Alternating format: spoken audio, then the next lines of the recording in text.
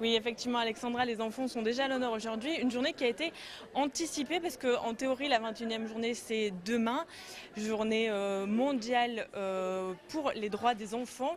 Anticipée en raison, évidemment, pour que les enfants puissent y participer, les enfants scolarisés puissent y participer.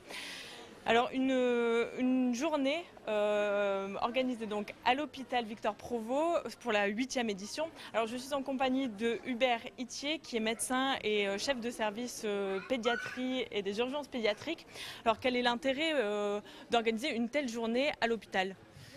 Alors, je pense qu'il y a les droits des enfants qui sont hospitalisés, qui depuis quelques années sont reconnus. Ces droits-là, ce sont de pouvoir rester avec leurs parents, par exemple, à l'hôpital. C'est le droit de pouvoir continuer une scolarisation, de pouvoir avoir des activités ludiques pendant qu'ils sont à l'hôpital, surtout si l'hospitalisation est longue. Et tout ça, on le redit à cette occasion, notamment aux enfants qui sont dans l'hôpital. Et puis, il y a les droits des enfants en général. Et on fait un peu le lien avec le droit, notamment à la santé, à une vie qui est saine, comme par exemple l'accès au sport, l'accès aux soins en général, l'accès à l'alimentation. Ce sont des éléments de la santé en général pour les enfants des écoles qui viennent nous rendre visite. Donc c'est important de faire le lien, de montrer une solidarité aussi entre les enfants qui ne sont pas hospitalisés et les enfants malades, les enfants hospitalisés. Alors d'une part, je pense que c'est important de montrer une solidarité, et puis d'autre part, les enfants qui ne sont pas hospitalisés l'ont peut-être déjà été ou le seront peut-être dans l'avenir. Leur faire connaître l'hôpital, leur faire savoir qu'à l'hôpital aussi on respecte leurs droits, c'est important. Et puis leur faire rencontrer des enfants qui ont des problèmes de santé parfois sévères ou des handicaps, c'est un moyen de leur faire connaître la différence, rencontrer la différence et l'accepter. Ça fait maintenant 21 ans donc, que cette journée mondiale est organisée. En 20 ans, quel est votre constat ? Est-ce que les choses évoluent en France comme dans le monde ? On le sait, mais vous, quel est votre regard en tant que professionnel ?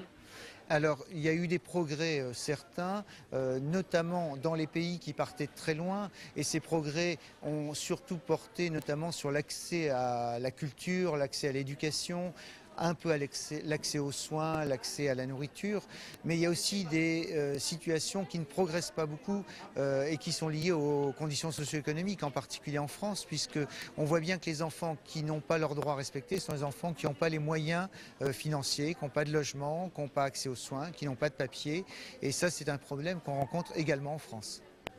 Et pourquoi c'est si important d'en parler finalement aux principaux intéressés qu'ils puissent avoir des clés, enfin, des clés de compréhension et savoir quels sont vraiment leurs droits. Pourquoi c'est si important ?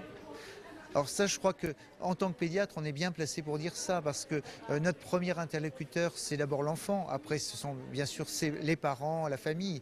Mais l'enfant, c'est quelqu'un à qui on s'adresse, même quand il est petit. Et lui expliquer qu'il a des droits, c'est important. On sait par exemple que les campagnes de prévention des mauvais traitements, les campagnes de prévention des abus sexuels, notamment au Canada, ont été très efficaces en mettant les enfants au centre du dispositif de prévention, en leur expliquant qu'ils avaient le droit de dire non.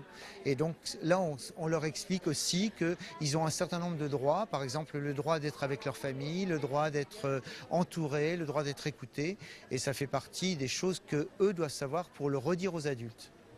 Et pour vous, finalement, est-ce que vous pensez, là vous parliez à l'instant du Canada, que finalement la France est en retard, peut-être comparé à d'autres pays ? Alors, je pense qu'il y a des choses qui sont très bien, qui sont en France, mais au plan pédagogique, on a d'autres exemples dans les pays francophones qui sont vraiment intéressants et qu'on aurait intérêt à suivre. Le Canada est un bon exemple. Mais il y a aussi des pays anglophones qui sont très en avance. Les pays de l'hémisphère sud, Australie, Nouvelle-Zélande, ont beaucoup réfléchi à ce type de prise en charge.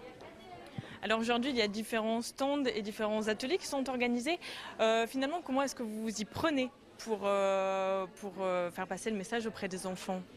Alors, les ateliers consistaient à faire rencontrer aux enfants des personnes qui ont des handicaps sensoriels, donc malvoyants, malentendants, pour qu'ils reconnaissent la différence, qu'ils voient comment un enfant qui a les yeux cachés, par exemple, peut jouer à un jeu, peut se diriger, peut se débrouiller lorsqu'il n'entend pas. Et puis, il y a aussi des stands qui sont tenus par des associations qui interviennent à l'hôpital et qui, justement, défendent les droits des enfants. Par exemple, l'école à l'hôpital pour le droit à la scolarisation, les étoiles dans les yeux pour le droit à une activité physique et sportive, les blouses roses pour l'accompagnement des enfants qui sont isolés, qui ont besoin d'être un peu câlinés, accompagnés, Lud'Hôpital qui apporte des jouets aux enfants hospitalisés, qui organise des spectacles, etc. Voilà quelques-unes des associations qui interviennent à l'hôpital et c'est important que leur place soit reconnue ici parce qu'ils travaillent tous les jours avec les enfants et que les enfants les reconnaissent aussi quand ils viennent à l'hôpital.